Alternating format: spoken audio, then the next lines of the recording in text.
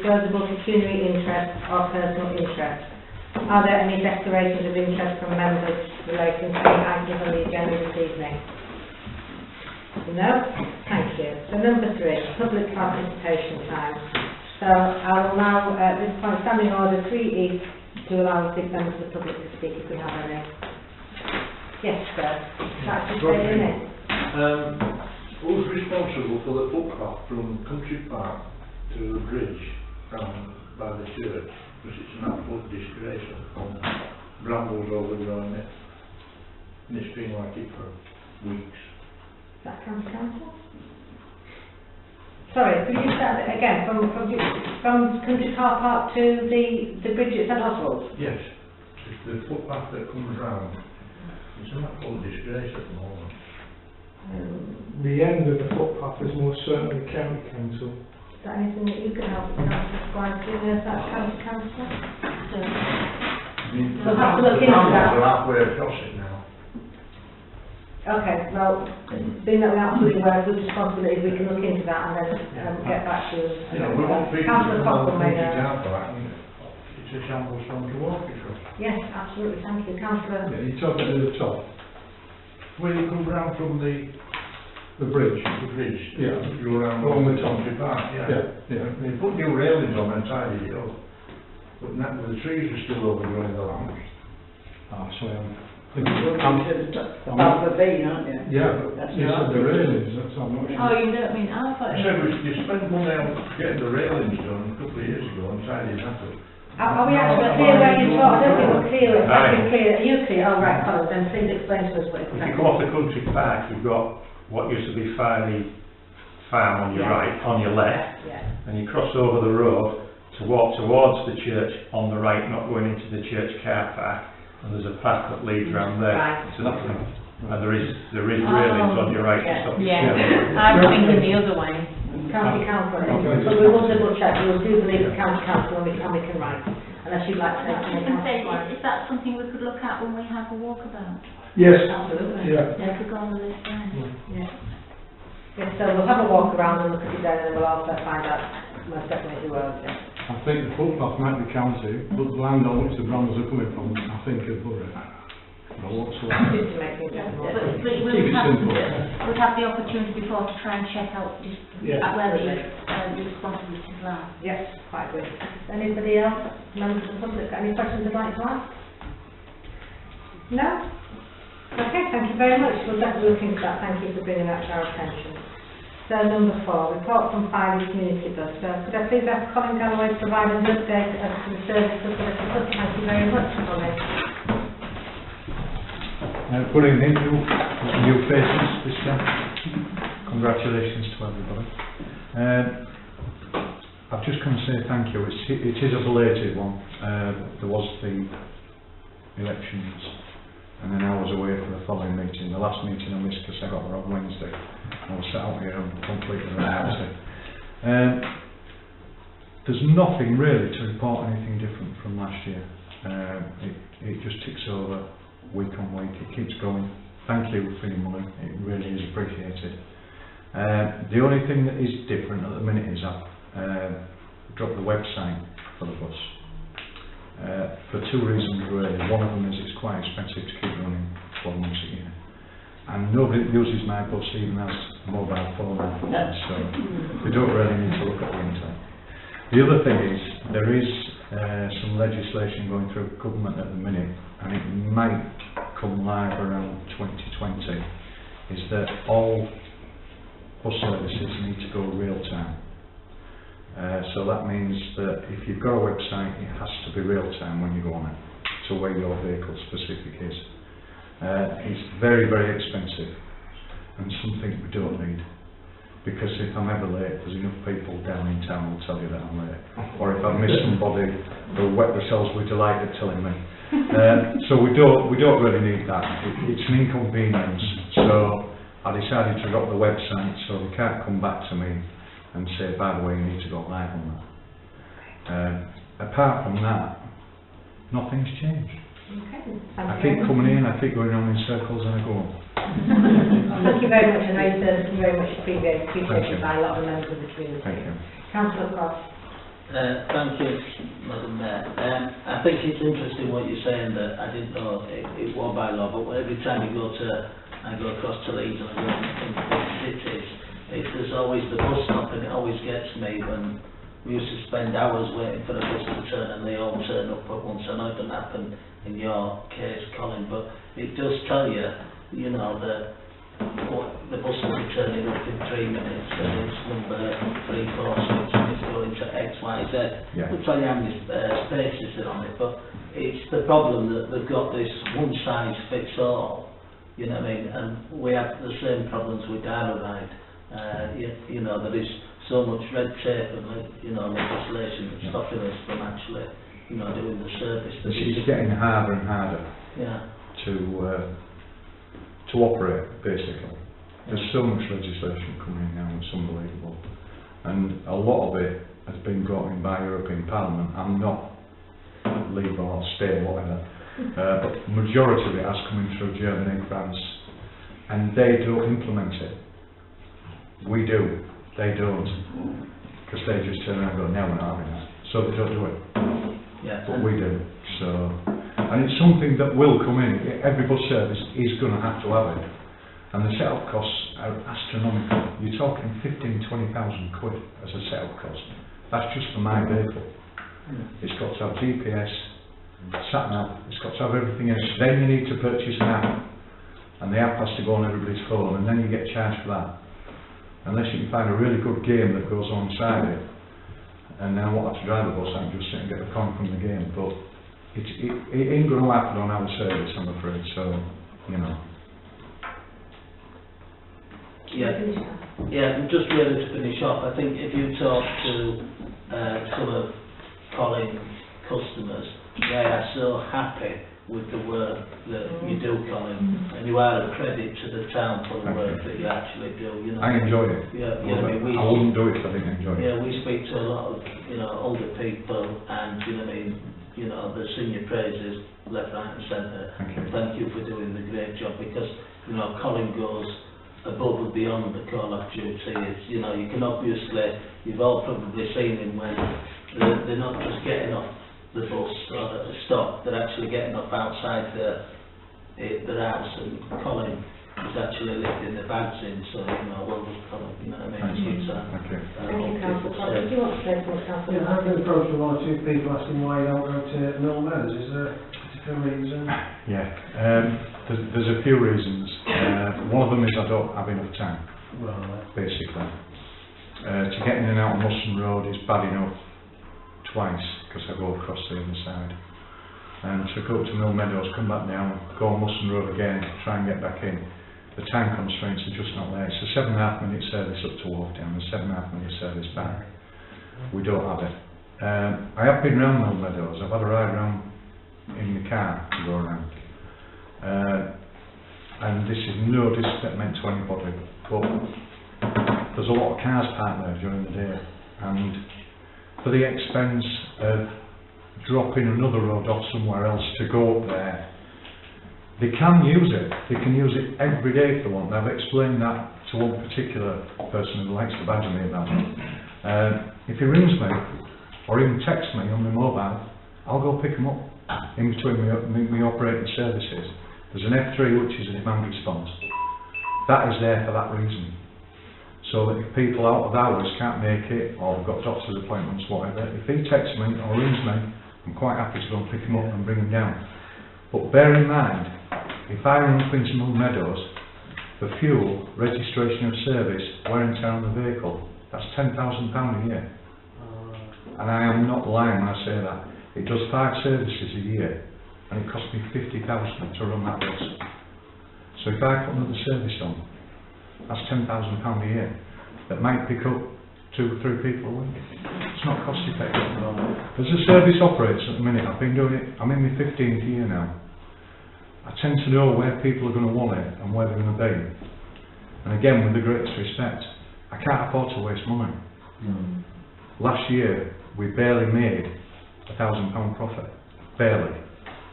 So it's just not cost effective. Like I say, if anybody wants to use it anywhere within Thailand, 99% of people know, they just ring me.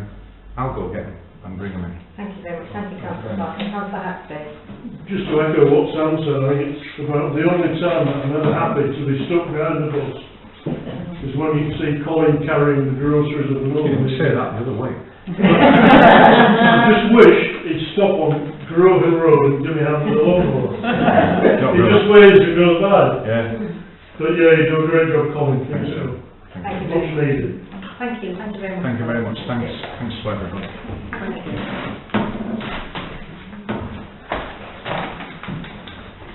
On to number 5. Unfortunately, there's no representative from the police here this evening, but any questions will be noted to the clerk, please, and then he can then give the to the police to get answers for you if you have any questions regarding the reports that they've sent in. Thank you. Number 6, Borough and County Council's report. So I will just again adjourn for you so that we can allow the people to speak in relationship to the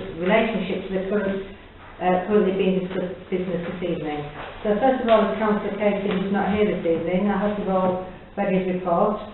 There's just one thing I would personally like to clarify in his report, which is in his first opening statement. During the last month that he was raised via an email to myself and to the clerk regarding toilet provisions with Nick Edwards at Scarborough Borough Council, who said that the offer from 3 years ago is still on the table. And phase 2 is due to be given to the Cabinet, and he was hoping that a reply from us so he could submit it in his report.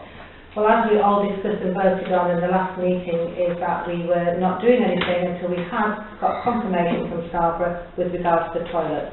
And Mr Nick Edwards, having been written by our clerk several times for written confirmation on this offer, the same offer is still the same one from 2017. We haven't got a current offer.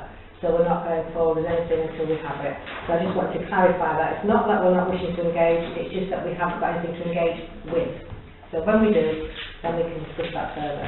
That's all I would like to say about Councillor Casey, unless anybody else has got something they'd like to mention. No? And then could I please ask Councillor Cockrell if he would like to... Thank you. Yes, the first item on the statement, the brambles over footpaths, that's been done. You've all got a copy of what I'm suggesting about Bellevue Crescent. I thought it was easier to put that into a sketch rather than trying to describe it. I know that's with County Council at the moment, getting costed up. Turn over the page, we've often talked, and I think Council Wilkie spoke last month about Chapel Corner. And that, I've done it the same way. The blue is the extent of the white hump that's there at the moment. And in the past, we'd always been told that they couldn't actually create a proper island that length because delivery wagons delivering to the Spa incorrectly reversed round and then had to come into West Avenue. Well, if you look at that, they've got plenty of room to do that. On the extent of a white hump. So I'm suggesting that that they actually make that into a proper island as well. Just some thoughts. So Councillor Cockrell, would you like this to be on the agenda so we could... Well, I've already passed it on to County. Okay, thank you very much. Sorry, could I just Yes, ask, Councillor Haddington. I know about the Bellevue, but have you passed on the Chapel Corner? No, I've already Yeah. done that. Yeah. So would you like to check the form or... I'll pass it. You're gonna pass Or do you want to take it forward, Helen? Well, I can do it. Yeah. We'll take this into report. No, because it's on this. Okay, Councillor Haddington would just like to ask you a question, please, Councillor. No, what I would like to make a comment, I've actually stood over the last few weeks with it getting busy with visitors Yes. and had a look at this junction. Part of the problem is the signage, because there's no entry sign that is on the road next to the first catch. Cars are stopping, seeing it, and they think it's no entry to carry on, and they're turning into Bellevue Crescent. So it's all, part of the problem is also the signage, it's not right. Yes. Yes, sorry. We did have a look at this on the walkabout last year, if you remember those that were present. And at that time, the county had come up with the suggestion that they do an island, but out into Station Avenue. And well, I didn't particularly like that suggestion. I think this one of Mike's is is better, and it is at the moment with county, and they are looking at it, and they're going to cost it for me. And if everything comes within budget, I'm looking to use my environmental budget for it. Okay. As for the signage was looked at as well, and it is, well, apparently all in all complying with the various highways regulations. So that it might comply with highways regulations, but it's confusing drivers, and that's why it's happening. So it needs to be looked at. Well, again, we can look at it again when we do, this sort of thing, I think it does work better when you can actually look at it. I've been looking at it for weeks. Well, rather than trying to explain, we do go over this sort of ground on a number of occasions. You haven't finished the report yet, have you, Well, Councillor? all I was going to say, agreeing with Councillor Addington, yeah, when they put that sign up, comments were made that yes, it may conform, but it's ridiculous. It is so confusing. People think they can just turn straight down there. Is your question on the same thing, Councillor Addington, or is It that... is, it's on Chapel Corner. My only thoughts, and I would love to see an island there, but I do know that wagons coming down Station Avenue find it difficult, a lot of them find it difficult to turn right into West Avenue, and therefore they come down on the other side of the road and turn that way. That's my only thought on it. Thank you.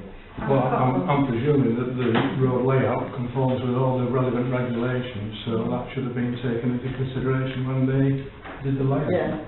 My feeling is that as much as anything of these lorries backing up, is this, that if they're coming down that side of the road and this is a full island, they can't turn right. Delivery vans and things. Yeah, but they should be going down the right-hand lane. Yeah, they'll be Yeah, but they're saying that they can't get round if there's cars parked. But There's plenty of room. But I still think we should have the island. I think it's something we could do with a site meeting with the relevant officers. Again, I think, I mean, we've looked at Chapel Corner over and over Yeah. again, and we're not really coming up with any Things are not solutions that we're ongoing for happy years. with. Yeah. Have you finished your report, Councillor Cockburn? You have? Yeah. Oh, thank you very much. Then, Councillor Clark. Thank you, Madam Mayor. Really, just while we're on that very subject, we did have a solution that did work for quite a while.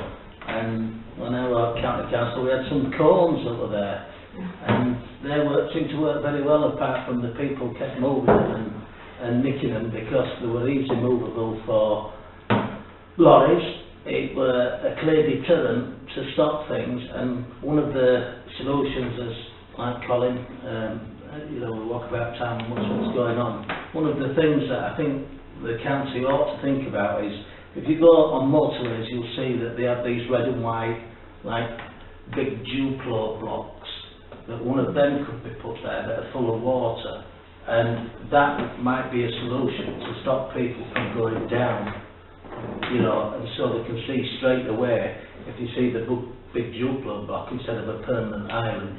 So just maybe something for the county council to think about. Going on from that, on my report, I'm pleased that on the agenda that you're going to be talking about meeting the new leader and hopefully the chief executive who starts work on the 28th of August at the council on the 8th of October. There is still a bit of fallout over the purchase of the Argos building, which you might have seen in the papers. Speaking to the gardeners, there've been a gardener down, as most people are aware. They have got a temporary staff in, but again, under a lot of pressure, the gardeners are working really well and keeping, with the helpers, keeping Valley looking good over the summer. And the only last thing that is causing a bit of confusion and upsetting a lot of businesses at present is they've now got their bills for DBID from the 1st of August, and lots of residents throughout the borough are in contact and they're not happy about the DBID, going out sort of thing. So that is creating some problems at present. Okay, thank you, Councillor Cross. Anybody else got any questions for Councillor Cross? No, so could I have another two, please? Our county councillor Helen Well, it's if you've read her It's report. pretty well as written. I was wondering if the council could sort of move forward on the disabled bays at John Street, for apparently highways need to know that you possibly understand it, that everyone's in agreement with what you're asking for. It is not additional parking bays, but the ones that are there that are being moved. Yes. There would still have to be a consultation, Right. and has been pointed out to me that apparently the town council of the day, when those parking bays were put in place, they were not done for the post office, but for the shops, etc. in the area. And so they need to just be absolutely clear that it is what you want. So that mean we move, does that mean we're losing the ones that are already on Road Street? You will lose the Moy Street And move one. it round to there, yeah. Okay. Councillor Cockle. When this has been discussed before, and the suggestion put forward that with the post office moving, there ought to be at least one, and it was suggested moved from Murray Street, I was under the impression that, you know, we might be moving one, not all of them, because I think that would be a total retrograde step. Well, it was all of them that was suggested. Councillor Robinson. Thank you. I agree with Mike. I think that the ones in Murray Street are handy for the shops. I personally have a blue badge and use that space a lot. You certainly don't need three. Well, if you put three outside the current post office, the Everard Centre, that would take up most of the street. I think that's the question. You know, do you really want three in John Street? I wouldn't have thought so. Councillor Gage. I'm just a little bit confused as to why we can't have another one outside, leave the existing one from Murray Street and get an additional one outside the post office. I don't know why that hasn't I been. think that might have been what was asked for, was it?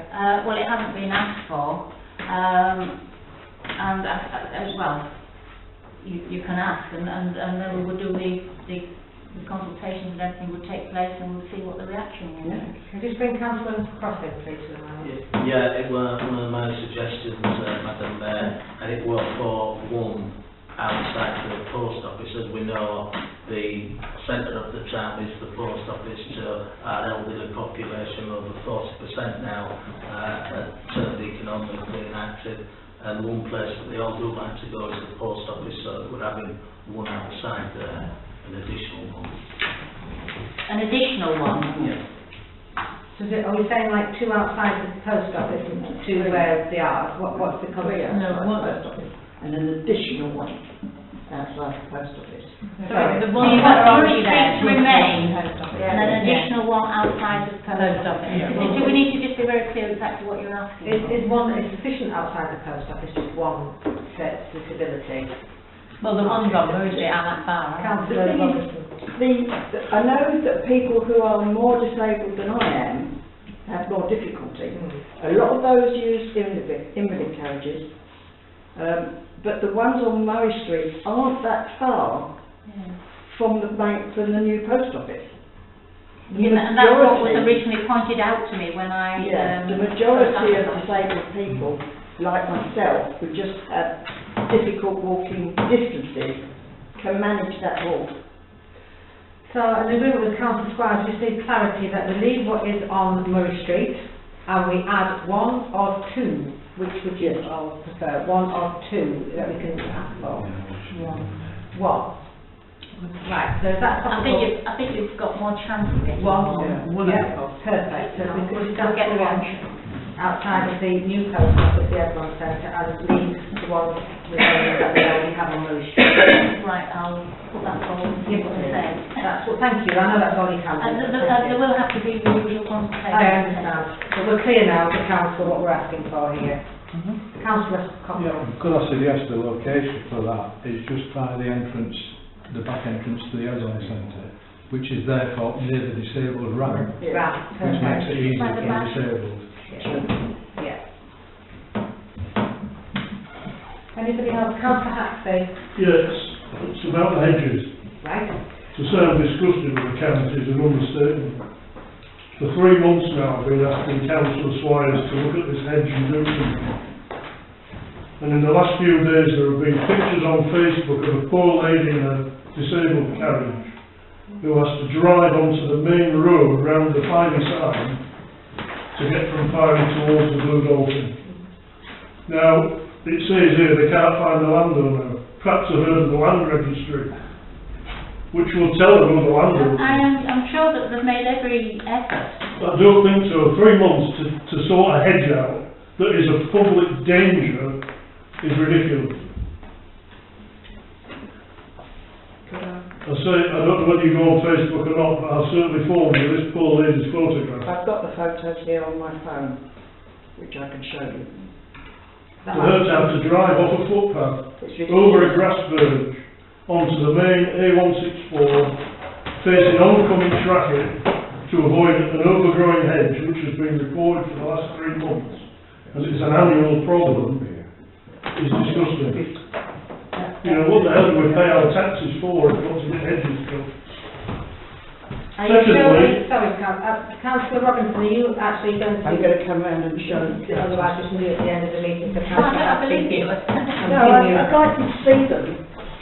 But this actually is a path.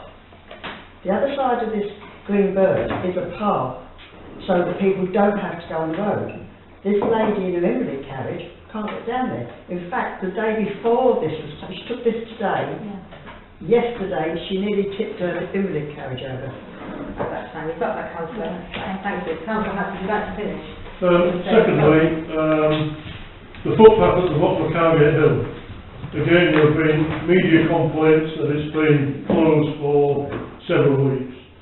There is a footpath closed sign and barriers. When you go down Cargate Hill, it's right at the bottom right hand side. What's happening there, God only knows. I think that's some years ago, hasn't it? It needs solving. It's because again people are walking onto the road. Cars are coming down Cargate Hill. It's a danger. And thirdly, a waste of money is resurfacing Muston Road because there's been a cone halfway down on the left hand side ever since it was resurfaced because there's a hole there. And as I understand it's still there. And can I ask why they reinstated the bicycle lane markings, which from day one were always criticised because they meant nothing, because people park around them.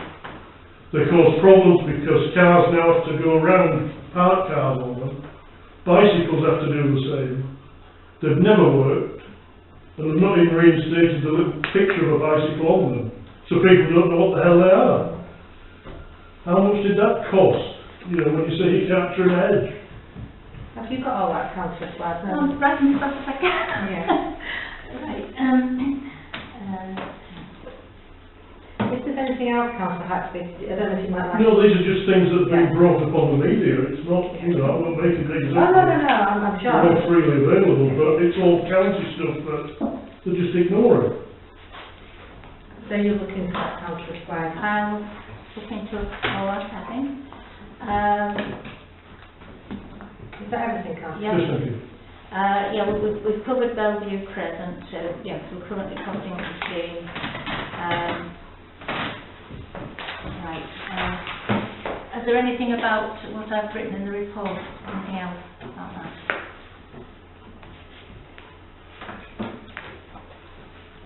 Sorry, Councillor Cockle. Yeah, it's regarding the hedge, Buckscarter Road.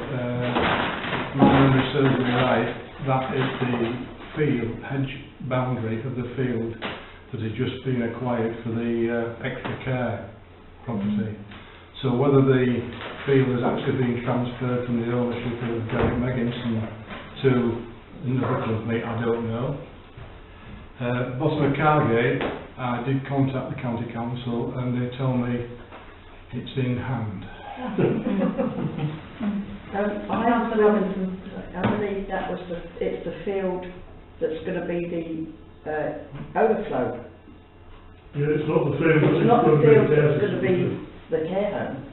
That's on the right hand side of that lane. Well, that was the picture you showed me. No, That's the main road? Yeah. No. that's to the Scarborough side of Firefields Farm entrance. Yeah. Which is Megginson's field, Yeah. where the pond's going. Yes. The care home's going where the The farm other is. side. which is to the right hand side of the road. No, That's just to the left hand side of the road. It's Megginton's land anyway. yeah. Right, thank you all for that. We're all clear who's land. So if we can suddenly come up with that, why can't County find out the owner of it? Well, we should, and I'm sure Councillor Squire is going to, we're having an oversight this afternoon. I will ask them again. Please do. Thank you very much. The changes to the level of service of the Scarborough Park and Ride site, the changes have now been agreed and it will be implemented from the 1st of November. These include a change to cease the services out of season and to close both sites out of season. And there is additional information, you know, that anyone's interested on the website. Thank you. The Adult Learning Skills Service has achieved an impressive Ofsted turnaround. The service had been judged as good by inspectors just 2 years after it has been rated as requires improvement, so everyone's very pleased about that. And you'll all have heard of the deluge of rain and hail that's caused chaos in parts of the county the week before last now, isn't it? When over 100 mil of rain fell in parts of Richmondshire, with the Raeburn, Bellaby, Rees and Grimston areas particularly badly hit. North Yorkshire staff have worked around the clock, clearing the roads, inspecting bridges, etc. And of course all our thoughts have to go out to them, because, you know, you could imagine what that would be like if that happened here. Recovery operations are continuing. The district and the county councils are looking to work with communities to utilise the government's Bellwin scheme, which helps to pay for work after disasters and emergencies. And if the Bellwin funding is not forthcoming, it is proposed to establish a community fund with contributions from the county council, district and parish councils and other bodies such as environmental agencies and Yorkshire Water, along with contributions from the representative owners to pay for the work.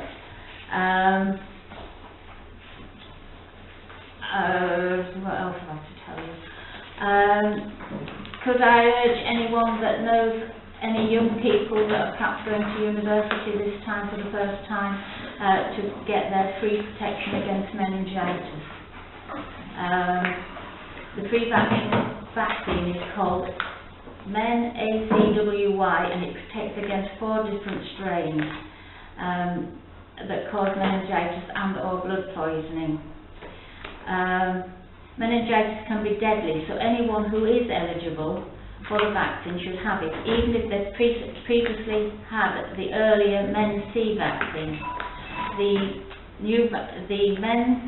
Men-ACWY vaccine is highly effective in preventing illness caused by 4 strains.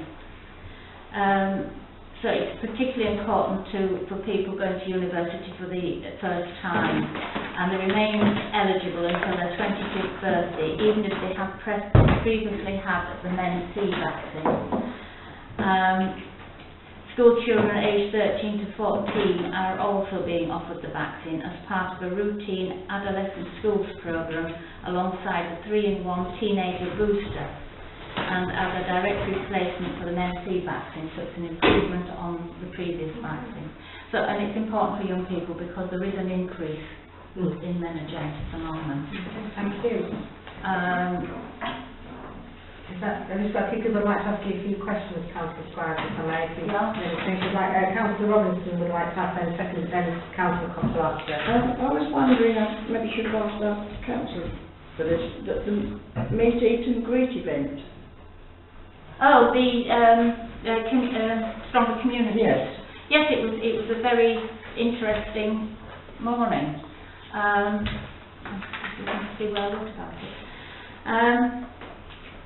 And it sort of brings everyone together, and it's very good for, for everyone to know what's going on within their area. And I would urge you to take part in it, and if you know any organisations, and also to go just join their website, because it helps people to find out what's going on and what just is available. Thank you. Is that fine, Councillor Robinson? Yeah, Councillor Cockburn? Yeah, going back to Muston Road, yeah, I was approached by a resident and I have passed this on to Councillor Swades, that before the work was done, the road, there used to be a ponding outside his house. Now it's worse, it extends over 3 properties, and also one of the gullies is still to be put back in its right place. There's been a cone there, as has been said, for months, but I have reported that to County. Yeah, I think they do know about this, and I believe that it's in hand in the general. I think they know about a lot of things. Yeah. Anybody else have any questions for Councillor Swades? That's fine, Councillor Swades, that's your report. There's more than any further questions. Okay. Is there anything else you'd like to add, or are we all right? No, I think so. And if anyone has anything that they want to ask me at any time, just let me know. Okay, thank you very much. So I'll go on to number 7 now, it's the Town Clerk and RFO report. So can you see the report from you, please, our Town Clerk? Hope you all had a chance to read the report, and please ask any questions if you have any. Is there any questions? Yes, Councillor Robinson? Have we got any further with the Law Academy? That's further down on this agenda. Well, I haven't got the agenda. Is it that here? No, it will be. No questions? I'll move on to number 8, and thank you. The minutes of the ordinary council meeting held on Wednesday, the 10th of July 2019. So, could I have a proposed and a seconded? You've all read them, please, and you're happy? Thank you. I think it was Councillor Milton.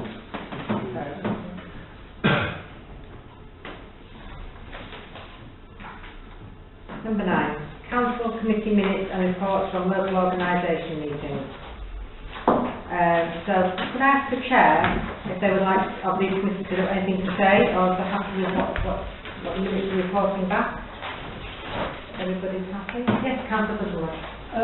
The minutes of the staffing meeting, it says it started at 6:30 and closed at 6:40. It didn't, it was a normal meeting. It was.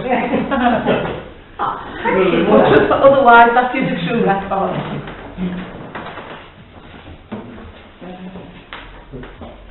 Everybody else happy with that? If so, I wonder if we could take these on block and just pass them. You're all happy and you've read them? Have a proposer and seconder. Thank you, Councillor Butterworth. And the seconder.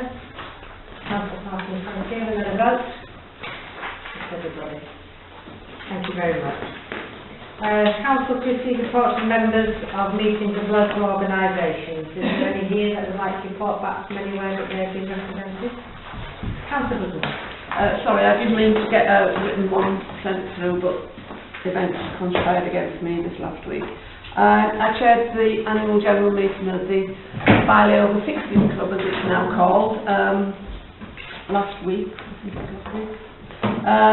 And there's a new committee in place, and that place is going from strength to strength, and hopefully the new committee will inject a little bit more vigour as well, and we'll get even more events happening in there. Perfect. Thank you, Councillor Butterworth. Yes, Councillor Randall, sorry there. Yeah, just, I'm the Vice Chair of Filey and Blue, and we just wanted some clarification because we've been billed £12 for some tables that we borrowed from. Yeah, but a letter has been sent back to the Treasurer this morning, outlining the reasons why, which is basically that if we charge one, we have to charge everyone. But we will not be charging you for a second hire for this weekend. Oh, thank you very much. Thank you. Anybody else? Councillor Cockrell. Yesterday I attended a presentation about a potential alternative website for the Town Council. And I don't know if any colleagues have at times found the current one a little frustrating. I know I have.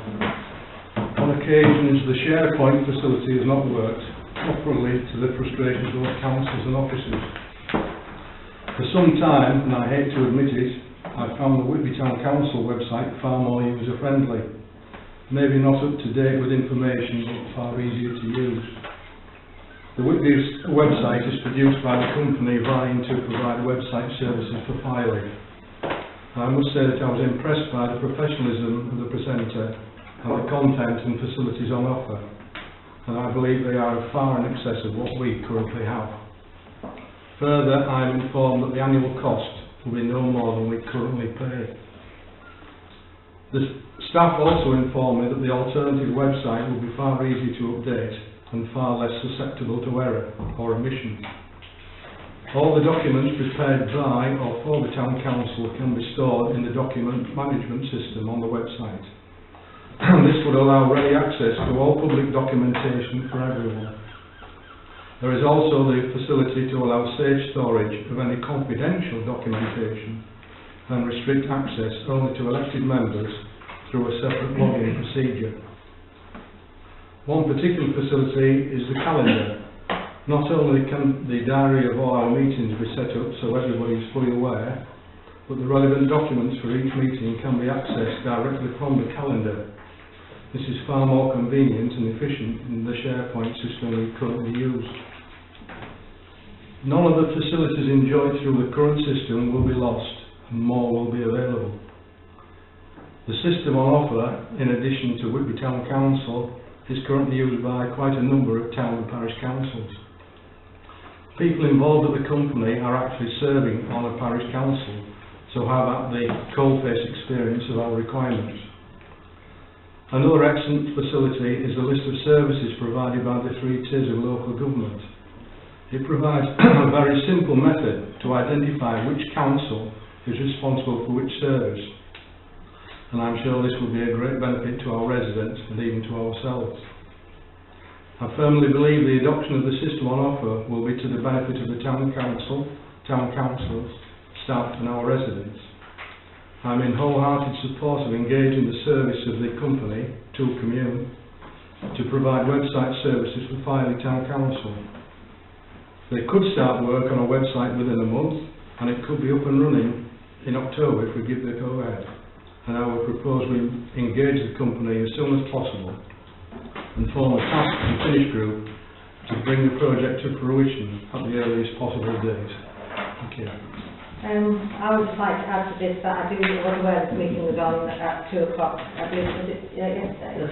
And I was reliably informed by the people that attended, which was David and Councillor Cockrell, that it was an exceptionally good system and set up. If anybody would like to look at it, it does Councillor Cockrell said it is Whitby, so you can see what's available on there. If anybody would like to speak with David and he can show you it on the system, if not, we can put this on next month's agenda and get it passed so that we can use this facility. I actually would like to support this as well. I think it's a very good website and we should look at. But as I say, it was available and certain councils did say they would attend and unfortunately they didn't come. So, you know, it was available for you to look at. That's all I'm saying. So, Councillor Robinson. Could I ask if the town clerk was impressed with it? Yes, he was. I was exceptionally impressed with it, yes. In particular, as outlined by Councillor Cockrell, the document management system is far superior, and if it in any way complies with what they said it did, it will alleviate a lot of problems with respect to your tablet, as you will not need to pull up the tablet or the document from an external platform. It will be on our website. So it will be a lot easier and a lot more stable in terms of being able to get documents there, and they won't go anywhere when you do things. They will stay in the diary, and it's one position for everything. The other thing it does do, which improves us from our quality point of view, is it maintains our policy orders, and ensures that we have always got the right addition of the policy in place. It also allows us to highlight when policies are required to be reviewed, gives us a full list, so it's a very, very proactive document, system for it, and it really is, and there's a lot to be added to it. One thing I think that may be of interest, I'm sure it will be of interest to certain people, is it does allow you to give a direct link to Facebook and Twitter. So any news items we upload onto the website, if we want it, it can be directly then uploaded onto Facebook and Twitter. Thank you, David. Councillor Wilson. Yeah, sorry. sorry, sadly I couldn't attend yesterday either, which I would have liked to have done. Will that website, how will it be with uploading the videos of the meetings on? Exactly the same. In fact, it's considerably easier because you just hold it on the website itself. That will be quicker. It's quicker. Yes, that's been a bit of an issue. Councillor Much? As I understand it, this is on the next agenda for the strategic It plan. is. It is. That was the overall plan. Yeah. Okay, everybody happy? So just, Yes, if sir. anyone does want to see the presentation, the two communes are happy to do it for us again. But please, if come to us with a date or whatever, and we can do it either as we did yesterday, which is on the screen, which I think worked quite well, or we can do it just around a computer. Oh, we could just make an informed decision and get it voted next month and get it up and running and then resolve it. What to do is only best than what we've got. Absolutely, Councillor Wilkie. Right, is everybody happy with that? We'll move on to number 10, which is schedule of payment. Does anybody wish to make a comment or ask any questions about the schedule? If you're all happy with what you've seen and read, if I could have a proposer. Oh, sorry, Councillor Cockle. Yeah, just in regards to the printing of the newsletter, it seems expensive. What the Printing of newsletter. 275. I mean, I'm only going by, when it's been election time and I've had leaflets printed, I've had them printed to Basics Plus at Scarborough for less than £200 to cover the whole town. Well, these are 4,500, sorry, and they're both sided, coloured. Yeah. And the one when we went to them, they were the cheapest price of the three that we went to. Well, I can assure you, in May this year, April this year, I paid less than £200 for 5,000. Were those A4 or A5? A4, Alright, folded and full colour. On 130 gram glossy paper. If you send us the details, we'll have a look at that. Well, just phone again, Basics Plus. Basics Plus, okay. Anybody else, any questions on the payment? The other thing was TV licensing. Have we got a TV? We historically have had a TV licence since we brought in the tablets in case we were any requirements to look at any TV programmes from the internet. Do we need some? We don't need it. I don't think we need it, but I don't. I would suggest we screw it. for next year we'll knock it out. You'll be able to put a note in the calendar when we get the new website. Councillor Robinson. I believe if you cancel the television licence, you can get a refund on what it's paid. Yes, you can. Which I did when I cancelled my TV licence. Okay, thank you. Anybody else got any questions regarding the payment of the schedule? Could I have someone to propose it then? Thank you. So, Councillor Cockle and Councillor Randall. And then a vote, thank you. Number 11, Queen Street Gardens. So the council to consider the approval of the cost of the already approved survey on the garden by Alan Wood and Partners. The cost has increased to include a topographical survey, which is required to provide the information to decide the extent of the works to be carried out. The cost will be 5,300 plus VAT. Last month we already passed 5,000 to be spent on this, so we're just asking for the difference, which is the VAT on the 5,300. Are you all happy for that survey to go ahead? Yes. Could I ask the time? You can. Time scale. As soon as I get it, they'll literally be starting it within a week or so. Good. Yeah. So we're all happy to do that. The vote, yeah? Yeah. You have the council happy? Yep. Yes. Chair. Oh, sorry, Councillor Wilson, you want to ask the Yeah, could I just ask one question? In the document from about the surveys, yes. it just says assuming all area is safe for access. Who determines it is safe for access? For them to go and do the survey. they have done, they've been there to do it, but obviously it's a bit of a chicken and egg situation, isn't it? You don't really know what it is until you get in and try. I mean, the only saying that is really if they did start to dig a borehole and the thing started to slip away, then they might have to stop if they consider it was unsafe. So they've got to determine. Yeah. Okay. Yeah. Anybody else? No.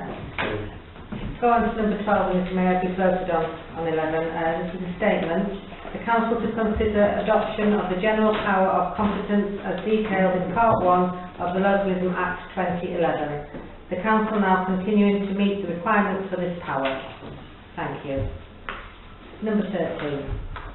The invitations have been sent to the CEO, leader of the Council and Mayor of Scarborough to attend the event, which we invited them to on the 8th of October at 3 o'clock. I'm happy to say they've all accepted, and details of the event will be followed in due course. Are we going to discuss what items we wish to raise? It's just an informal meet and greet, we're not having an agenda. Right, okay. This is the first step, and then we'll move forward further on once they're happy to come again. Anybody else? You're happy? That's just my information. So, number 14, Council surgeries. This item was requested by Councillor Howgate, and I would like now to ask him to introduce the item. Basically, just to also just to find out what the general public wants the council to do. The police have raised an interest that they want to be involved in them, and also I have spoke to Marion Wright regarding if the group would like to get involved to recruit volunteers. And the idea is that we have one every 3 months.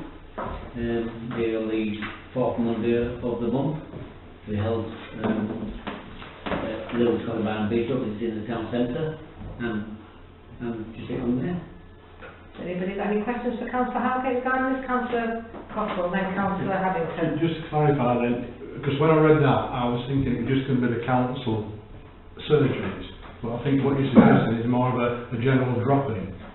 That's more or less the police to be involved and the ability involved, so it's more of a community-based thing rather than just for the council, for everything. Councillor Haddington? Yeah, it's a bit about when you mentioned Marion Wright. It's to do with filing blood. Right, and then you went on to say about something else about volunteers or something. Well, yeah, so they can use the drop-in to recruit volunteers for their organisations. Right. For filing blood. Yeah, so as Councillor Cockle says, it's not going to be council surgeries as such. Well, it will be surgery, but it involves something else to try and encourage people to come along and make it more a community-based thing than just a council surgery. Councillor Randall? Yeah, through your chair. It was just really to try and get the community more involved really with what's going on in the town. And we thought if we could involve sort of a few voluntary groups, it's an opportunity for them to try and recruit, because we're always looking for volunteers to do the cast around town. The police were quite keen to come because there's a few community issues that they say they would like to get involved with and talk to the public about. And what we thought as a councillor group, those that are willing to actually do the surgeries, we could do it, 2 of us on duty each time. It doesn't have to be the same councillors, but it depends on who wants to get involved. And by having it in a neutral place away from a council building, we thought it might encourage people to come. And it's only a trial basis over the next sort of year. One session, like Councillor Howgate said, every 3 months. And just to see if we can get any take-up on it really, and try and get that participation and involvement. So my understanding is it's whichever councillors would like to go ahead and do this, it's a voluntary thing for a council who wishes to do. So would you like to propose this? Or? I would like to propose it, yes. Right, and your proposal is? That we go ahead and do these surgeries on a trial basis for a year and every 3 months, once every 3 months, and see how we go. Thank you. You've got a seconder? Second. Thank you. And then can we have a vote, please? That's everybody. Thank you very much. And under the council that wants us to do, as they are to review or they also do the clerk here liaise. So getting it going forward and setting it up and so letting it out, yes, sir. When you decide Yeah. if you want to come and discuss a date, times, Yeah. posters, publicity, sticking in the newsletter, etc., then come along and we'll do it and hopefully put it on your website. Yeah. We can only try it, and if it takes off, that's grand, and if it doesn't, then I can review it. The first thing is to decide what you're going to call them. Yeah. Okay, so on to number 15 then, which is the extra care home visit. Councillor Randall requested this, so tonight you then please introduce this for discussion. Thank you. Last meeting we didn't really get an opportunity to feedback from the visit that we made to Helmsley with Councillor Swires, and thank you very much for taking us and organising that visit for us. We went to look at the extra care facility. The providers are the ones that are going to be building on Scarborough Road, so it was great that we had the opportunity to look at what accommodation they were actually talking about providing. And it will suit a lot of people's needs, not everybody's needs, but it does give people choice to either purchase an apartment or to actually rent one. In terms of extra care housing, there was a lot of concern because we were linking it with like the Silver Birch issue, and we were feeling that maybe some of the service users at Silver Birches wouldn't really meet the criteria for the extra care housing. Things have moved on a little bit because a lot of anxiety is around town at the moment around the Silver Birches and what's going to happen in the future with regards to Silver Birches, and also the issue about respite care, because obviously there's a lot of people access Silver Birches for respite. So I know you will probably, Councillor Swires, have a lot to tell us just now, but it was really... There's nothing new to add. No. They're aiming to have a meeting with the in December with staff, residents, relations, etc. And until that happens, I don't think we'll really get to know very much more. No. Can I just ask, have we heard any more in terms of timescale for the Scarborough Road development? What's happening now? Because although the plans have been passed, it seems to have gone a bit... Well, I can refer back if I can find it. To the timetable I was given when the planning application went in. I don't know if I can find it. It would be the same.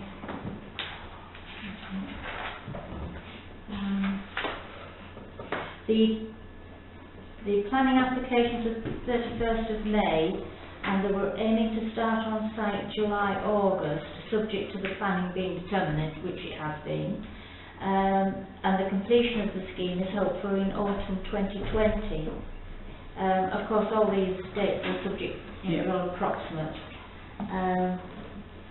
And that's about as much as I can say at this moment in time. Okay, thank you. I think the anxiety for me was around like how it would link with the Silver Birch issue, if that actually does eventually in time. I have asked about the question of respite care, and they always reassure me that it is all incorporated in the new scheme. Okay. Councillor Hackney. I'm confused now, is this to replace Silver Birches, to augment Silver Birches, totally separate from Silver Birches? The Silver Birches question is under review at the moment, and as I say, I can't really, I don't know anything until... So this development is totally separate, nothing to do with Silver Birch? Yeah, no. Because once you mention for sale, I always see people coming over here to retire, taking places that local retirees could well do with. Sorry, what's for sale? Right. In the extra housing Councillor Randall development... said some of them were for sale. Oh, yes, some of the... So they're for sale for people that can afford them. Right. Some of the apartments will be for sale and some will be for rent on a leasehold basis. That's how it was sold to us. All right, the question is, can local old people afford them? Well, and some will be in part ownership, the share scheme. But the question still stands, can local elderly people afford them? The old person that's in Silver Birches now, a typical old person, living in Finley, afford to buy, part buy, expensively lease and pay maintenance costs. Because you look at the McCarthy and Stone development, the maintenance costs alone are prohibitive to anybody local. Are these going to be similar? We were told that anybody eligible from Silver Birches that might be able to move to this new development, their financial position would not be impaired at all. It would be on the same understanding as what they pay now as a resident in Silver Birches. With regards to sort of buying a property, buying an apartment there, the costs for filing weren't even determined. They were just showing us figures from the Helmsley development, really. But the other rented ones were like affordable rent. But you've got the maintenance cost on top of the affordable rent, and it's what actually people can afford to actually pay, isn't it? And it won't suit everybody's needs, you know, but it will suit a lot of people's needs. Is that okay? Bit of an unknown. Well, no, I'm still very, very concerned about provision for the elderly in fire. Yes. I don't believe this will address any of it. No. That's the concern, and the big concern for me was about the respite care issue in the future, because a lot of people do access Silver Birches for respite care for a variety of reasons, and if those people can't be placed locally, where will they be going for their respite? I've got Councillor Wilkie, then Councillor Gage, then Councillor Harrington. So Councillor Wilkie. Thanks, Chair. Yes, our Chair Councillor actually concerns all those points you just raised. I was under the impression that it was replacing Silver Birches. No, it was never going to replace Silver Birches. We were given the impression. Well, we don't know We were yet. given the We don't know impression what that- the future of Silver Birches is at this moment in time. So I- it's all just speculation, which I don't think really is very helpful. There's been some discussion somewhere where, and I thought that was what the issue, what was going to happen, it was replacing Silver Birches. I don't know where it's come from, but that's the impression I got, and my concern is, you know, if anybody in Silver Birches can't afford to go to the new place, where do they go, what do they do, and you mentioned there, the respite task as well is a big concern. Councillor Gage. Yeah, that's really echoes their sentiments around the future as well. It's not just the residents that are in there now, it's provision for, you know, people that will be needing to access those facilities in the future. It doesn't sound like this new care facility will be able to cater for those people that would ordinarily have gone into Silver Birches. And the same thing as well, I was under the impression that this is replacing Silver Birches, it's not in addition to. We're all singing from the same hymn sheet by looking around this room. Can I just bring Councillor Hamilton in, and then I'll ask you to finish off, Councillor Hamilton, if I may. I can categorically say it's not speculation. I received a phone call maybe 3-4 years ago as a councillor from somebody in the social department at County Hall, who asked me if I could identify a site in or around Filey to replace Silver Birches, because Silver Birches was coming to the end of its natural days itself and it needed replacing. And the conversation I had with that lady at that time was something was going to be built to replace Silver Birches. It was nothing like you've been talking about. It was a replacement for Silver Birch. And I can remember that conversation. It's the modern take on extra care, you know, for the elderly. So it's not going to replace Silver Birch, it'll be something totally different. I don't know that. I don't know what's happening to Silver Birch. I can't really speculate, because I just don't know at this time. Well, and maybe you need to contact the social department and find out probably who started all this and who run you, because I had a conversation. So it's not speculation. Can I just bring Councillor... Somebody at County Council must have been looking at replacing Silver Birch. You said any right, Councillor. Can I just bring Councillor Coughlin? Are you a Southern Councillor talking now, or Final Councillor? Maybe you can help. Former County Councillor. Former County Councillor, maybe you've got some... Confirming what Councillor Addington said, when I was on the County Council, and it must be 8 years ago, when they were first starting to roll out the extra care facilities, I was approached about the future of Silver Birches, and I was told it's a dead duck, it's going to be replaced. We need a site. Oh, we found one in Hunmanby. And at that time I said, don't be ridiculous. Who from Filey, who's living in Silver Birches, wants to go and live in Hunmanby? Long story short, they were going to put in a bid for South Sea, they didn't. But certainly it was a case of Silver Birches will be demolished, and that is one reason why it is in the local plan for residential development. strategy's aim is to build on the successful extra care programme that's already been established in North Yorkshire prior to 2015. It also addresses the future of the remaining 12 North Yorkshire County Council owned elderly care persons homes across the county. There's only 12 left, Silver Birches being one of those 12. The strategy states that where practical and subject to consultation with key stakeholders, which has all taken place, the council will aim to replace the remaining elderly persons' homes with extra care. It's supposed to be an improvement and people expect this improvement and to try and keep people independent for longer. Councillor Randall, would you like to? Yeah, Chair, I think it's like I said before, this new provision, when it comes, will suit some people's needs. But the majority of people in Silver Birches are beyond extra care housing. You know, their needs are a lot higher, they're more specialist care. And a lot of those people in Silver Birches are filed residents, they've been born here, they've lived here all their lives, and they've ended up there for care.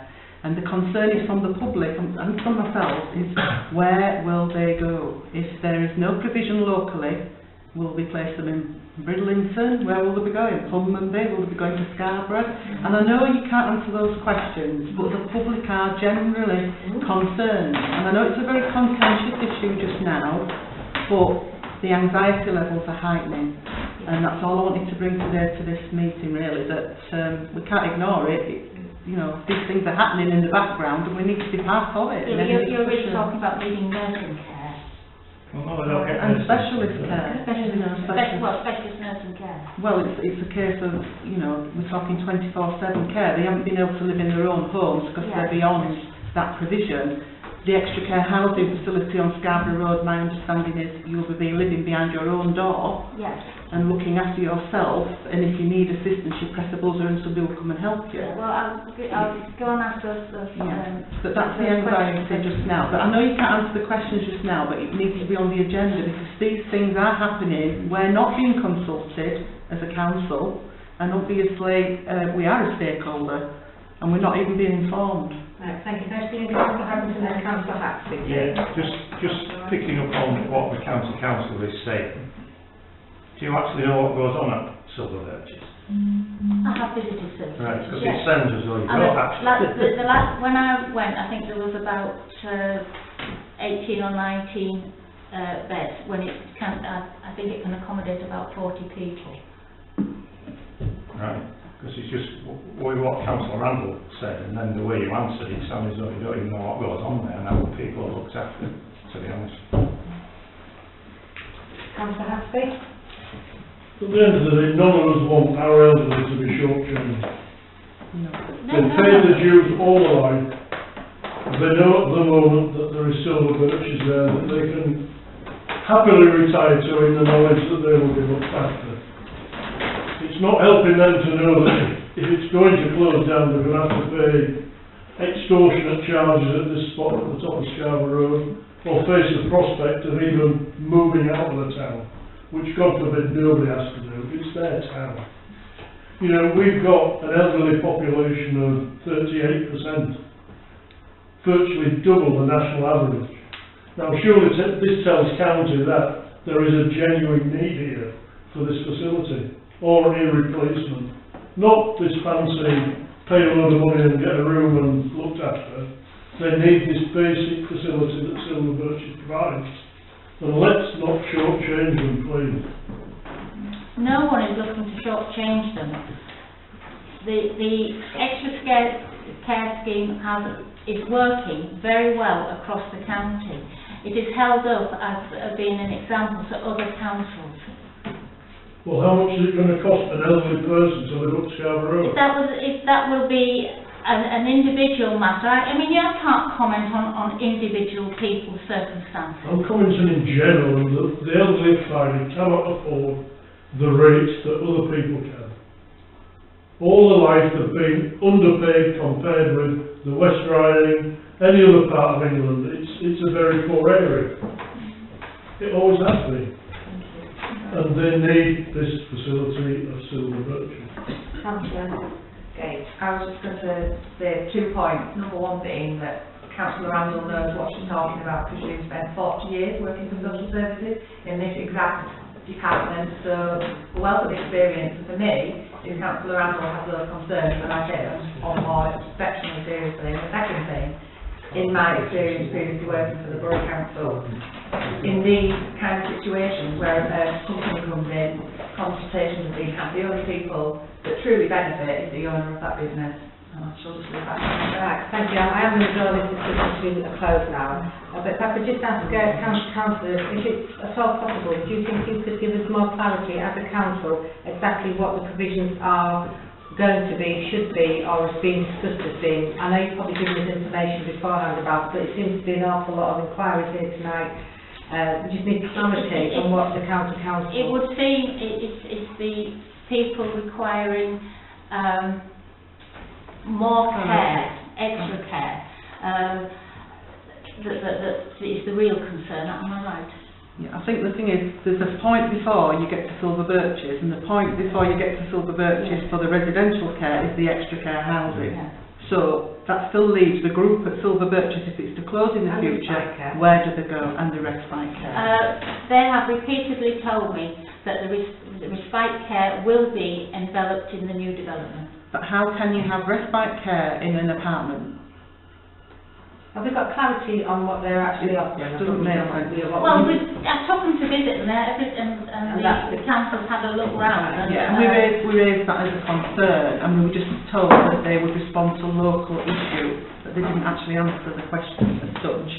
But I mean, the thing is, we are a stakeholder, so maybe, Councillor Squires, can you actually confirm with the people involved that we are a stakeholder and we will have a discussion about it? Is that okay? Yes, but I mean, there were a couple of consultations here in Filey, and everyone was given the opportunity to go along to those consultations. Well, I don't know when that happens. It was maybe before. Well, I'm going to draw it to a close now, because when it happens, what we'll do is you've had Councillor Squires to get some clarity. I'll meet tonight as a council again and ask for more clarity, and have this on the agenda for a deeper discussion next month another time, which is suitable to us all. Number 16, sorry, Filey Community Sports Club. So, Councillor Wilkie, could you give us a current update of the status of the club, please? We're continuing discussions with Scarborough Athletic. We've just about got some draft documents that we can now discuss and negotiate. We've got a meeting on Friday to do that. The Football Foundation is keen for us to come up with an agreement which they'll review once we have done. It's just up to us, two parties. It's just the documents were quite difficult to convert into something that fitted what we wanted. So we had one go, and then we've had another go, and that's where we are now. So. Any questions for Councillor Wilkie? After Friday we can get on with it. I mean, it's fair to say that Scarborough Athletic are continuing to use the facility and update it and upgrade it. And you have lots more information after Friday? Hopefully we can, as long as the Football Foundation, they're okay. So that's in the carton, please. I received the documents from Kevin earlier in the week, and this evening I've gone through them in detail. And for all intents and purposes, the documents from both Scarborough Athletic and the Spider Community Sports Club are pretty much the same, other than one area of concern, which is the financial one. And I think that's the only area that there will be a discussion needed around as to how that financial remuneration will be finalised. Okay. Thank you, Councillor Wilkie. Number 17, Filey Flood Alleviation Scheme. This has been requested by Councillor Wilkie, so could I therefore ask you to again introduce this for discussion, please? Yes, thank you, Chair. Over the last probably 4, 5, 6 months maybe, we've had some pertinent questions from a member of the public who has got some genuine concerns about the flood alleviation scheme and also the Fire and Flood Working Group. David has kindly answered some of those questions, and some other questions were sent off to Scarborough Council, which I don't believe we've had a response to yet now once I've asked about that. So we're continuing to ask them the question. But really, this is really directed at Councillor Cockerell being involved in the Barry Flood Working Group. So some of the questions briefly were about, you know, the planning, timetable, resubmission, deeds and delays and things like that. So I don't know whether you can give us any sort of updates currently, but what I want to try and do is, if we can get, historically the information has come back to full council rather than to the planning committee. So I just want to see if we can get some regular monthly updates from the borough through yourself. I don't know whether you're still involved, or maybe you could... Are you asking Mr Councillor Cockerell? I'm just asking, yeah, just Would you like to respond, Councillor Cockerell? Well, just going back in regard to the Barley Flood Alleviation Working Group, the minutes of the meetings lie with the Town Council.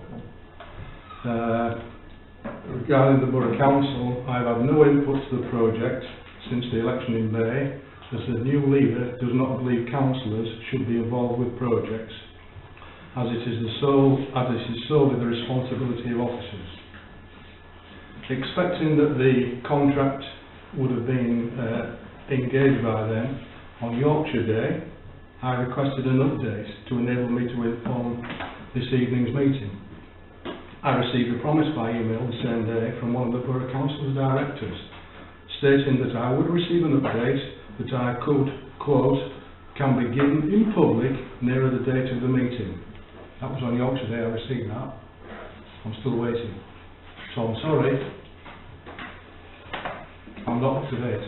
I know they're behind, further delays, but apart from that, I'm sorry, I don't know. Is there any clarification to you, Councillor? Well, I wonder on the back of that then, as a council, I think we should be writing to the relevant officers directly to ask them for an update if they want Council Cockerell any updates.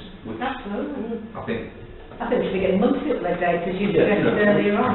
we've got members of the public genuinely concerned, as we all are out there, about the flooding. And obviously the rain and what's happening in North Yorkshire this week has brought it a bit more into light again. So I think we should, as a council, we should write directly to the officers involved and ask them the question directly. We can do that. Are you proposing that we do that? Yeah, I'm right. proposing Great. we Can we have a second then, please? And a vote. So that is to write to the relevant officers regarding the alleviation scheme for a clarity and update of where we are.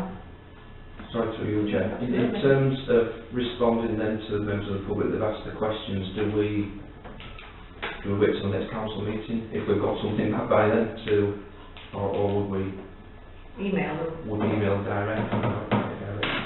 Contact me directly with some answers? It was confidential. Because we've sent an email with some questions that hasn't been answered yet, I believe. I'll email them. I'll also send a letter as a backup, and I would suggest that any reply I get I will publish to the council and put it on either planning minutes or whatever, that to ensure that immediately it can go out to the public so they understand the situation and communicate with them as soon as possible. Can I just bring Councillor Cockerell, please? Yeah, could I suggest that the letter goes to Mrs Lisa Dixon, as she is the director who's failed to respond to me, and also to the leader of the council who is within his remit looking after projects. Mrs Dixon and Councillor Steve Siddons. Did you want to speak, Mr Luke? You had your hand up earlier. No, it's okay. Councillor Cockerell covered what I was going to say. That's all, thank you. Could I also add, Mayor, that if any member of the public wants to have a quiet word with me, I'll go through and give as much information as I've got previous to your Mayor. Thank you very much. I'm sure that'll be appreciated. Councillor Wilkie? Thank you. With that? Yeah, thank you. Thank you very much. Farm Sports Facility. So I had the pleasure of having a meeting with Councillor Cockerell in the capacity of Scarborough Borough Council, myself and David de Clark, with Matt Houston from Sports Development Manager, Customer and Community Services of Scarborough Borough Council, to to discuss about the Ebor Academy. I am going to hand over to Councillor Cockle now to give you further information as to what became, or what came through that meeting, which I'm happy to say was positive. Thank you, Madam Mayor. Are you sitting comfortably? For a number of months I've been raising the matter of the funding allocated by the Borough Council to a community use development at Top School, or Ebor as it's now called. Although I did not support the deal to sell off the grass tennis courts at Southstein, I was successful in getting funding totaling £330,000 from the deal allocated to the provision of the proposed community use facility at the Top School. At that time, that funding, together with £65,000 allocated by the Town Council and an expected contribution from Sport England, would have covered the estimated capital cost for providing the facility. Eventually, after a great deal of pressure from both councils, the tri-part meeting was convened at York to discuss the future of the project. I think it was in February. At that meeting, the total new cost for the overall scheme was produced. It was over twice the previous cost, and the only explanation provided being that the initial cost was way out. It was also stated that there was very little chance of Sport England making up the shortfall. Attempts have been made to reconvene the tripartite meeting to discuss the viability of continuing with the scheme. Regrettably, Ebor have declined that offer. Consequently, yesterday, as the Mayor says, a meeting attended by representatives from both the Town and Borough Councils met to discuss the way forward, if any. The consensus being that the proposed facility at Top School was not now a practical or a viable option, totally due to the latest costings. As I had previously reported that there was a willingness of the Borough Council to expand the scope of the potential projects on which the Borough's allocation of the balance of the £330,000 could be spent, to ensure that the funding is spent in filing and is not just returned to the borough-wide general fund. The meeting asked me to propose that A, the Town Council have no objection, indeed would support the broadening of the scope of the expenditure of the borough's allocation of funding to include sports or leisure capital projects throughout filing. B, that the Town Council similarly agrees to broaden the scope of the expenditure of the Town Council's allocation of its funding of £65,000 to include sports or leisure capital projects throughout filing. C, that if the previous two proposals are agreed by the Town Council, that a working group is formed to take forward the potential use of the allocated funding.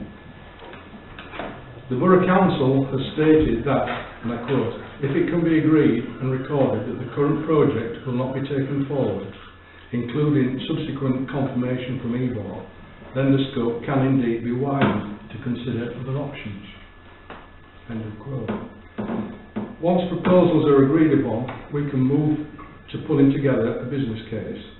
These should command the support of the Piley Town Council, ward members and the wider community, and demonstrate latent demand for the proposal and consider ongoing management and maintenance of any built facility, any additional external funding requirements, planning and other considerations, in other words, doing the job properly. This can then be put on the Cabinet forward plan with a view to taking it forward to Cabinet approval later this year. I would remind colleagues that the Borough's funding allocation has a deadline for committing of July next year, so time is of the essence. We don't want to lose this not insignificant amount of funding for our town. If the Town Council accept the proposals, the Borough Council will write to Ebor requesting confirmation that the scheme will not go forward. This request will have a deadline, probably the end of this month, so that a clear decision will be available by our September meeting, the Town Council September meeting, at which I would suggest the makeup of the working group can be determined. Madam Mayor, I formally state the proposals from yesterday's meeting. I'll repeat them. A, the Town Council have no objection, indeed would support the broadening of the scope of the expenditure of the borough's allocation of funding to include sports or leisure capital projects throughout filing.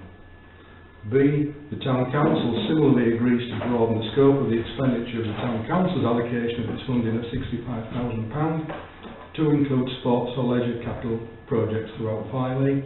And C, that if the two previous proposals are carried by the Town Council, that a working group is formed to take forward the potential use of the allocated funding. Thank you. Thank you very much, Councillor Butterworth. Yes, this is a very interesting proposal. Could I just ask for clarification here? Could then we bring in the scope of the skate park and what Brad and Fincham wants? That is my thoughts exactly. Just to make it clear, with opening up the scope of it, it would mean that the money could be spent on other things. So it's not just down to the e-boy, it could be spent on other ideas that people have brought forward. Capital, yes. So, like what you discussed before, Councillor Howgate, regarding the cricket ground and different things like that. So it just, so there's the money that we can spend, so we can vote on Councillor Cockrell's proposal going forward, if you're all in agreement with that. If you all understand, you'll second that. Can I ask a question first? Yes, please do. Can the money be spent on different?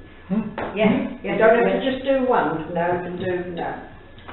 Yes, Councillor. Could I just say, personally, with the working group, if it's agreed to set it up, I think maybe the time has come, or the skateboard's been mentioned, that's been getting nowhere.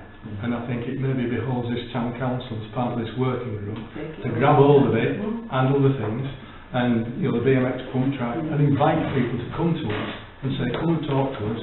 It may be that they could apply for funding and get more funding than town or borough councils could, and it's a case of looking at things case by case.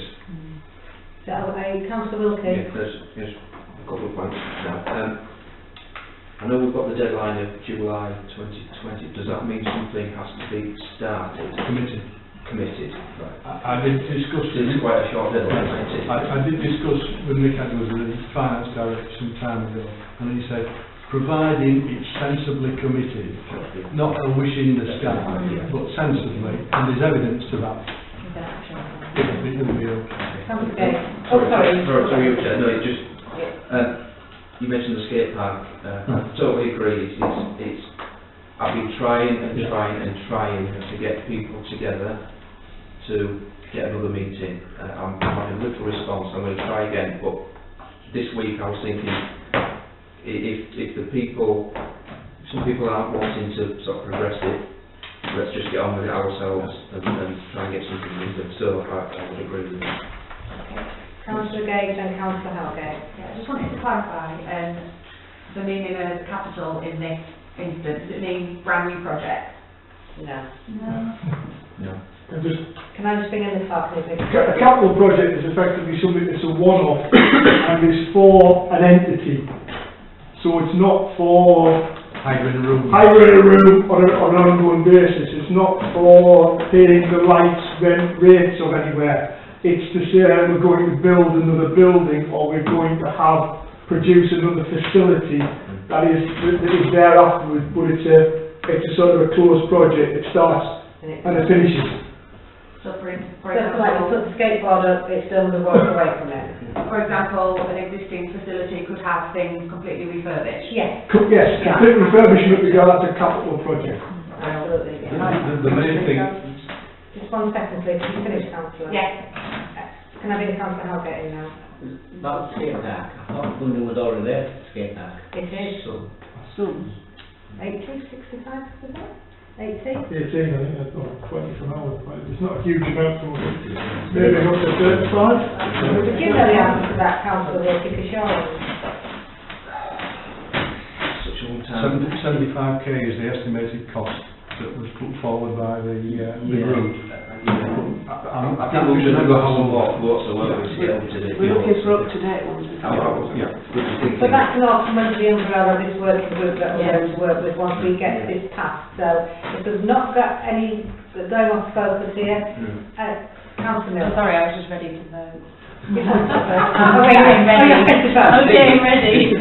So, are you all happy? So you're all aware of what we're doing. Personally, I think it's a really good move forward. So would you like to put your proposal forward and I'll get a second and we can get it voted? You've seconded it already? Okay, well, we'll vote then, we've got to, and then I'm sure Councillor Cocker will come to you and give you the longest, yeah. It's all sorted.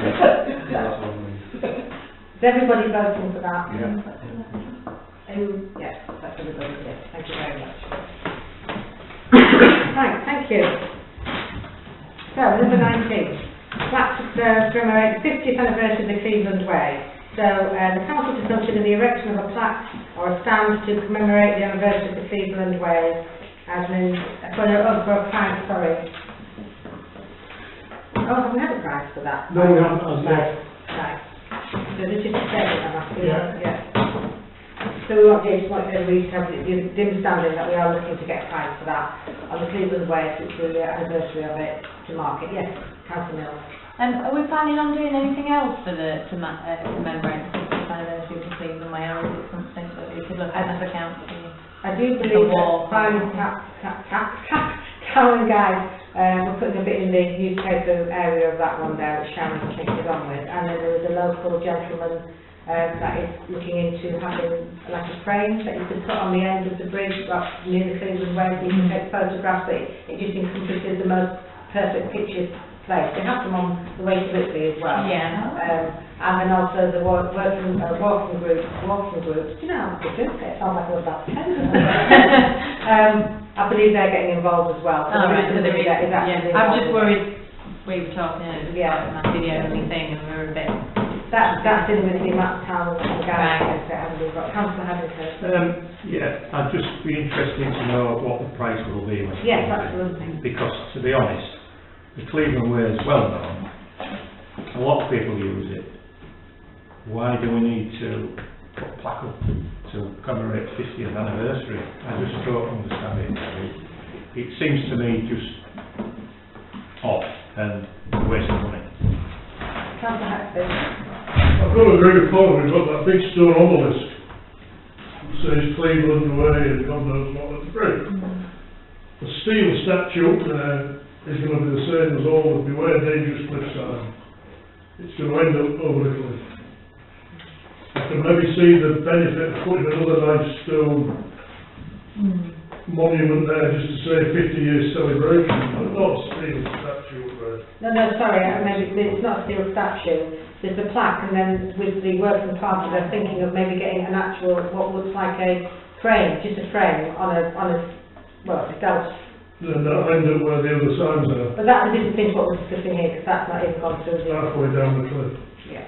Councillor Robinson. Yeah, I was just going to say the same as Colin and John, that huge obelisk, and I'm sure there's dates on that, and if there aren't, maybe a small plaque somewhere on that.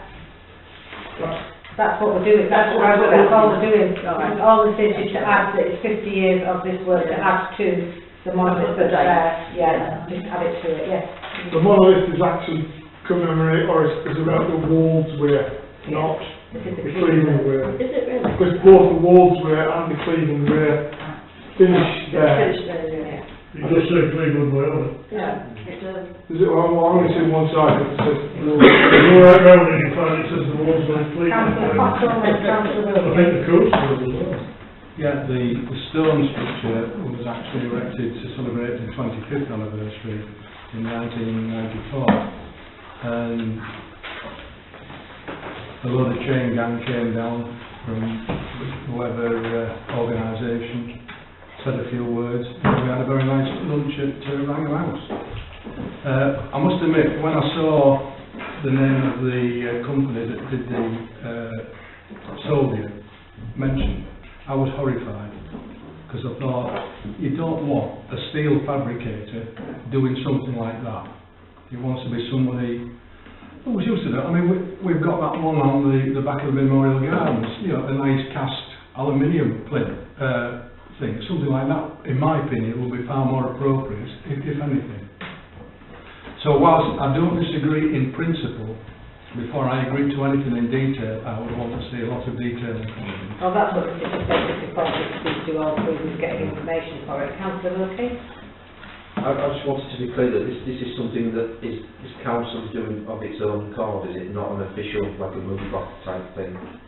No, this is just doing to celebrate the Cleveland Way 50 years. It's, That we're deciding to do. yeah, the council will celebrate the fact that we have it starting from here, or ending from here. So why aren't the official organisations celebrating it in somewhere, and if there are any? I think we have, they did it back in May, we've just been a bit late catching up. Yeah. But it is just trying to get some quotes. Yeah, but I mean, it's only for quotes. I mean, if it comes in too much or something you don't like, we can vote on it. This is just to let you know what we're considering doing. There's no money spent, it's just out there. I'd like to. Yes, please. So we just get a quote in to see what it is. It's not for a statue, it's just for the plaques that go on the monolith. It's just maybe it says because it's a silent statue, people think that's what we're talking about. It's not, it's just to put it on. Just the plaque. It's just a plaque. Just, can I have someone to second it just so we can get a quote? Thank you. And then that's it. That's what you do. I'm a sketch being requested. I'm a sketch. Yes, all these, yeah, yeah. That's, yeah, absolutely. And then we'll take it from there. You're sorry? We have, I think. Yes, we have. So we're done. Right. So, the date and time of the council next meeting is 11th of September 2019 at 7 p.m.